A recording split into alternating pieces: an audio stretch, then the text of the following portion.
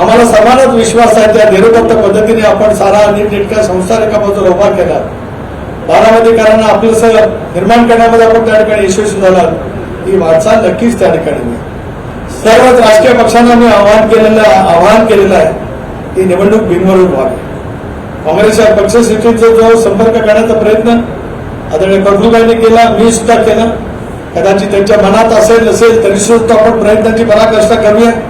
आज मागे घेण्याच्या तारखेपर्यंत आपण सर्वांचा तो संपर्क करण्याचा प्रयत्न करूया आणि त्याच्यातूनही निवडणूक जर का बिनविरोध झाली तर एका लोकजन नेतृत्वाने महाराष्ट्राची नव्हे तर देशाची सेवा करण्यासाठी ज्या कणखरतेने पावलं उचलली त्या नेत्याला विनम्रपणाची भावपूर्ण श्रद्धांजली अर्पण करणं म्हणजे वहिनींना बिनविरोध विधानसभेवरती निर्वाचित करणं. या भावनेतून या सर्व राजकीय पक्षांनी वेगवेगळ्या सामाजिक संघटनेने आणि वेगवेगळ्या व्यक्तिरेखाच्या आधाराने निवडणूक लढवत असतात त्यांना माझे हात जोडून कळकळीची विनंती त्या ठिकाणी.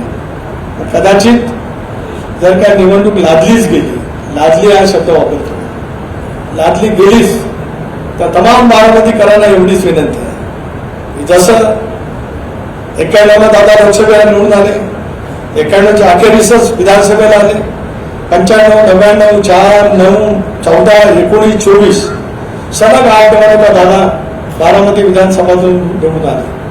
पण या सगळ्या निवडणुका लढत असताना नेहमी सत्तेवरती असं नव्हते असं नाही. 95ला ज्या वेळेला विधानसभेची निवडणूक झाली त्याला राज्यामध्ये सत्तांतर झालं. 99ची निवडणूक झाली तर दादांच्यासाठी एक वेगळं आव्हान त्या कालावधीमध्ये निर्माण केलं गेलं होतं.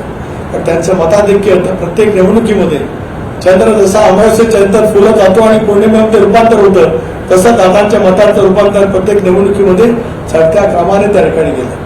पण उभ्या महाराष्ट्रामध्ये पादाकार करत संबंध महाराष्ट्रामध्ये पक्षाच्या उमेदवारांना निवडून आणण्यासाठी दादा पहिल्या दिवसापासून अर्ज भरण्यासाठी बारामतीला यायचे आणि उरलेले सगळे दिवस महाराष्ट्राच्या पक्षाच्या उमेदवारांना निवडून आणण्यासाठी प्रयत्नांची पराकाष्ठा करायचे.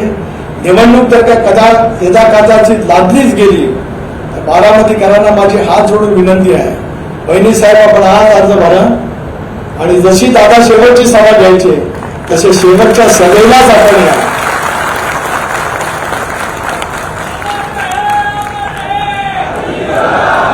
खऱ्या अर्थाने बारामतीकरांना मी विनंती करतो हात जोडून, आपल्या या लोकोत्तर दिवंगत नेतृत्वाला श्रद्धांजली कशी असेल अर्ज भरल्याच्या नंतर शेवटच्या दिवशी वहिनी साहेब या ठिकाणी येतील आणि या देशातल्या विधानसभेच्या निवडणुकीमध्ये जितका विक्रमी मतांनी जो विजय झाला नसेल तितक्या विक्रमी मताधिकाने बहिणी निवडून आल्याच पाहिजे.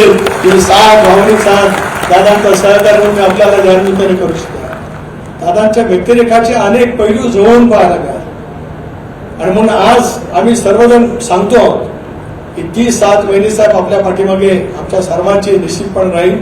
कुणी काही म्हणतो आजचा क्षण त्या ठिकाणी नाहीच, हा भावनिक क्षण आहे, हृदयस्पर्शी क्षण आहे. ज्या क्षणाची आठवण मनामध्ये ठेवत उद्याच्या भविष्याची वाटचाल करायची आहे. दादांनी महाराष्ट्र घडवला, बारामती उद्याच्या भवितव्यामध्ये काय करायचे असं त्यांचं स्वप्न होतं.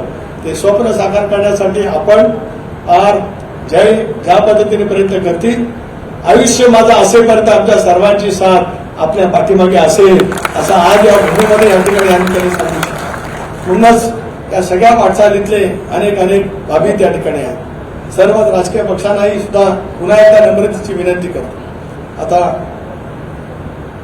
भारतीय जनता पक्षाच्या वतीने बावनकुळे साहेब पण येणार आहेत, राज्याचे कणखर उपमुख्यमंत्री शिंदे साहेब सुद्धा या ठिकाणी येणार आहेत, भुजबळ साहेब आपण या ठिकाणी आलेला. मी अधिक बोलून आपल्या सर्वांची वेळ या ठिकाणी घेऊ इच्छित नाही, पण मी मगाशी जे बोललो ते पुन्हा एकदा व्यक्त करतो की निवडणूक बिनविरोध व्हावी आणि जर काही निवडणूक बिनविरोध होणारच असेल तर शपथ सांगतो 52 सालापासून डॉक्टर बाबासाहेब आंबेडकरांनी संसदीय लोकशाही प्रणाली व्यवस्था या देशाला दिली. आजवर देशामध्ये कुठल्याही विधानसभेच्या निवडणुकीमध्ये जो कोण उमेदवार विजयी झाला असेल सर्वाधिक मताने त्याच्यापेक्षा जास्त विक्रमी मताने बहिणींना निवडून आणायचं अशा प्रकारचा संकल्प आपण सर्वांनी करावा ही दादांना भावपूर्ण श्रद्धांजली या ठिकाणी व्यक्त करतो. आपल्या सर्वांनाच आभार मानतो थांबतो. जय हिंद, जय महाराष्ट्र, जय महाराष्ट्र.